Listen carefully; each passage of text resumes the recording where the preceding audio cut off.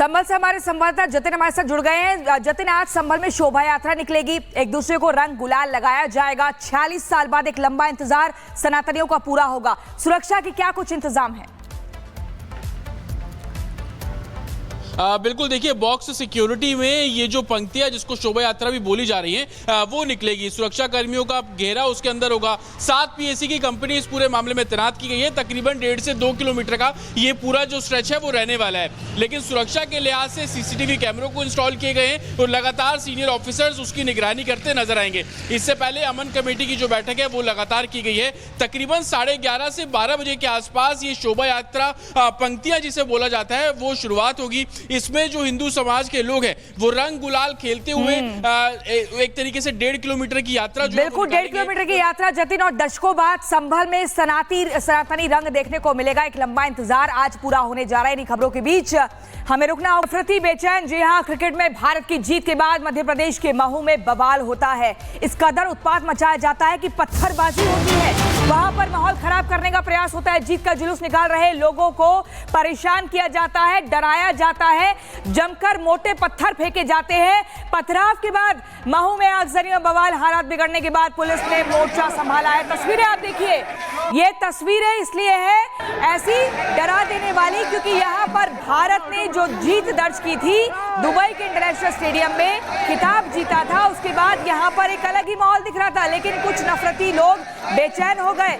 उन्होंने उस जीत की यात्रा जो जा रही थी लोगों पर जमकर पत्थर फेंके। आखिर कौन है नफरती गैंग जो बार बार इस तरीके से बेचैन हो जाते हैं, भारत की विजय से बेचैन हुए हैं? ये मध्य प्रदेश के महू का पूरा दृश्य हम आपको दिखा रहे हैं जो डरा देने वाला है, खौफ जदा कर देने वाला है। गाड़ियों को आग के हवाले कर दिया। आखिर कौन है? ये 2 तस्वीरें आप देखिए। जीत के बाद जुलूस पर पथराव होता है। ये पत्थर हर बार कहां से आ जाते हैं घरों के भीतर जब कोई भी सनातनी, कोई भी भारत प्रेमी ऐसी यात्रा निकालता है। और दूसरी तस्वीर आप देखिए, चारों तरफ आग का खौफनाक मंजर आपको दिखेगा।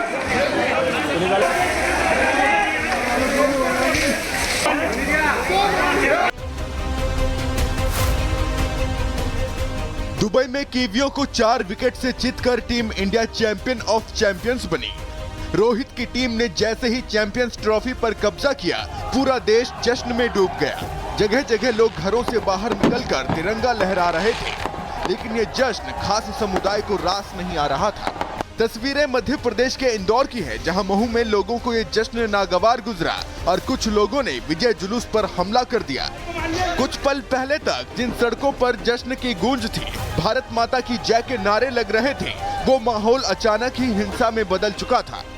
ये तस्वीर भी देख लीजिए। दिल और हाथ में पत्थर थामे ये नफरती पत्थरबाजों की फौज जो जमकर पत्थर बरसा रहे थे।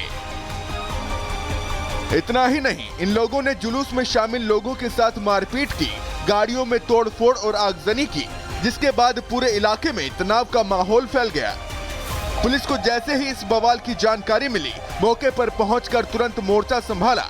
पूरे इलाके में भारी संख्या में पुलिस फोर्स की तैनाती कर दी गई है। मैच के संबंध में उसमें जुलूस के दौरान कुछ उसमें तनाव की स्थिति उत्पन्न हुई। उसके बाद जो है उसमें कुछ पथराव और आगजनी की घटनाएं हुई हैं। पूरा इसमें जो वैधानिक कार्रवाइयाँ हैं वो पूरी करेंगे हम अभी, और उसके अनुसार जिसमें जो लोग दोषी पाए जाएंगे उस पर भी हम कड़ी कार्रवाई करेंगे। पूरी तरीके से शांति स्थापित है, कहीं पर अब कोई भी समस्या नहीं है। इसीलिए आपके माध्यम से मैं सबसे अपील करता हूँ कि सब लोग संयम रखें और किसी तरीके की अफवाह पर ध्यान न दें। महू विधायक उषा ठाकुर भी वहां पहुंची और हालात का जायजा लिया और इस पूरे बवाल को सोची समझी साजिश बताया।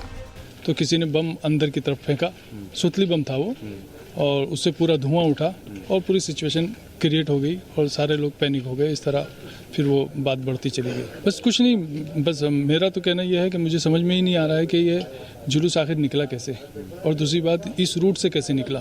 महू की जो घटना है, मुझे तो ये देशद्रोहिता का ही परिचय दिखती है।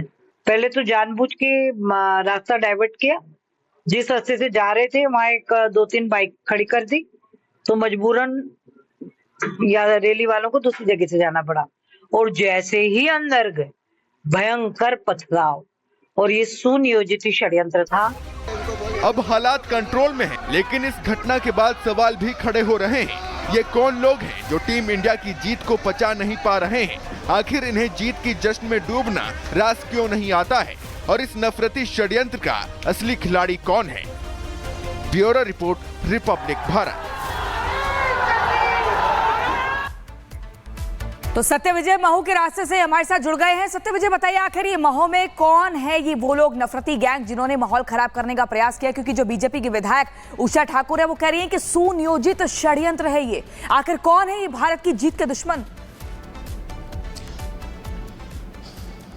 जी बिल्कुल, देखिए देर रात जब टीम इंडिया जीतती है इसके बाद पूरे देश में जश्न मनाया जाता है, पूरा देश जश्न में डूबा हुआ था। उसी दौरान महू में माहौल बिगाड़ने की कोशिश की गई।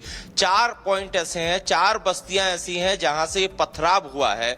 अपने अपने तर्क हैं। मुस्लिम पक्ष ये कह रहा है कि जो नमाज खत्म होने के बाद लोग मस्जिद से निकल रहे थे, इस दौरान जुलूस में जो शामिल लोग थे उन्होंने पटाखा फेंका जिससे विवाद शुरू हुआ।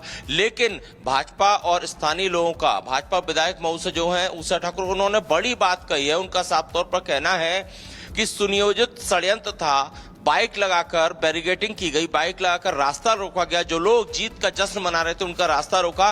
इसके बाद विवाद शुरू हुआ और फिर अचानक से पथराव हुआ। और ऐसे में देखिए पथराव 4 पॉइंट से किया गया, तो पत्थर इस बस्ती में आए कैसे, ये बड़ा सवाल है। और इसीलिए बात की जा रही है कि पुलिस अब इस तरह से पत्थरबाजों पर कब कार्रवाई करेगी। हालांकि देखिए लॉ एंड ऑर्डर के हिसाब से बात की जाए तो फिलहाल स्थिति वहां पर सामान्य है। पुलिस वहां पर चौकन्नी है, पूरी तरह से वहां पर फोर्स तैनात किया हुआ है। लेकिन बड़ा सवाल ये कि बार बार इस तरह की तस्वीरें क्यों सामने आती हैं इंडिया की जीत से? आखिर बिल्कुल, लेकिन नफरती टोली, सत्यविजय, नफरती टोली के पास पत्थर कहां से आई? जो पाकिस्तान वाली बोली बोल रहे हैं, ये पत्थर कहां से आया? और क्या पहले से सोचा हुआ था कि इंडिया जीतेगी, यहां से कोई जुलूस निकलेगा, पत्थर फेंकेंगे? इसको लेकर पुलिस प्रशासन की तरफ से क्या कुछ बयान दिया जा रहा है?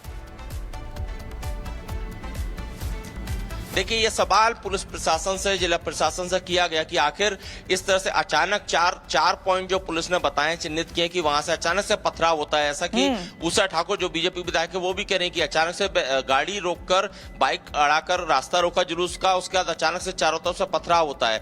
मतलब ये कि क्या ये तैयारी करके बैठे थे उस इलाके के लोग कि अगर जहां से जुलूस निकलता है, जीत का जश्न होता है, तो ये पथराव करेंगे? इन सभी बिंदुओं पर पुलिस को इन्वेस्टिगेशन करना